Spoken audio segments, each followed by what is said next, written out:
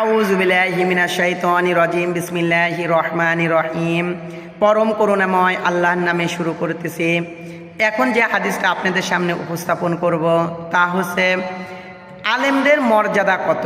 আলেমদের মর্যাদা সম্পর্কে হাদিসটি আপনাদের সামনে উপস্থাপন করব।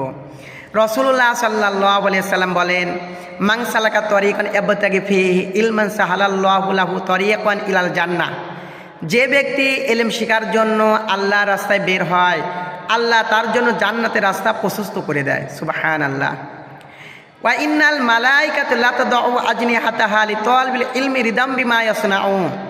আর আলেমদের প্রতি ফেরেশতারা খুশি হয়ে আলেমদের পায়ের নিচে, ফেরেশতারা নূরের পর তাদের পায়ের নিচে বিছায়া দেয় আর বলে, তুমি আল্লাহর কাছে এত সম্মানিত, তুমি মাটির উপর হেঁটো না, আমার পরের উপর দিয়ে তুমি হেঁটে যাও। ওয়া ইন্নাল আলিমা লা ইস্তাগফিরু লাহু মান ফিস সামাওয়াতি ওয়া মান ফিল আরদি হাত্তা ইতানু ফিল মাই। এরপরে আল্লাহ রাসূল সাল্লাল্লাহু আলাইহি ওয়াসাল্লাম বলেন, আলেমদের জন্য আসমানে যা আছে, জমিনে যা আছে, এমনকি পানির নিচে মাছ পর্যন্ত আলেমদের জন্য ক্ষমা প্রার্থনা করে। সুবহানাল্লাহ। ওয়াফাদুল আলিমা আলা আবিদি কাফাদুল আল কমারি আলা সাইরিল কাওয়াকিবি।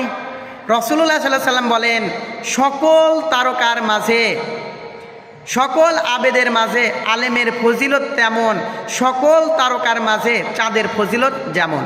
সকল তারকার মাঝে চাঁদের ফজিলত যেমন, সকল আবেদের মাঝে একজন আলেমের ফজিলত তেমন। ওয়া ইন্নাল উলামা ওয়ারাসাতুল আম্বিয়া। আর আলেমরা হচ্ছে নবীদের ওয়ারিস। সুবহানাল্লাহ।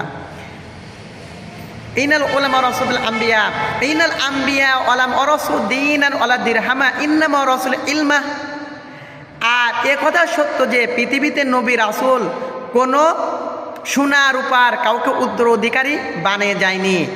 পৃথিবীতে নবী রাসূলগণ এলেমের উত্তরাধিকারী বানিয়ে গেছেন, কাউকে সোনা রূপার উত্তরাধিকারী বানায় নাই, বানিয়েছেন কি এলেমের উত্তরাধিকারী বানিয়ে গেছেন।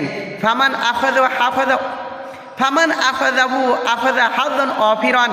যে ব্যক্তি এটা লাভ করলো সে নবুয়াতের একটা অংশই লাভ করলো। সুবহানাল্লাহ।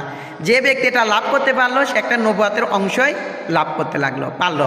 আল্লাহ রাসূল সাল্লাল্লাহু আলাইহি ওয়াসাল্লাম অন্য একটা হাদিসে বলেছেন, ফাদলে আলিমা আলা আবিদি কাফাদলে আলা আদনাকুম। রাসূলুল্লাহ সাল্লাল্লাহু আলাইহি ওয়াসাল্লাম বলেন, সাহাবীদেরকে বলেন, তোমাদের মাঝে আমার মর্যাদা যেমন, সকল আবেদের মাঝে একজন আলেমের মর্যাদায় তেমন। সুবহানাল্লাহ। এজন্য আলেমদের অনেক মর্যাদা। আপনারা আলেমদের সম্মান করবেন, শ্রদ্ধা করবেন, ভক্তি করবেন। আল্লাহ আমাদের আমল করতে। আমিন।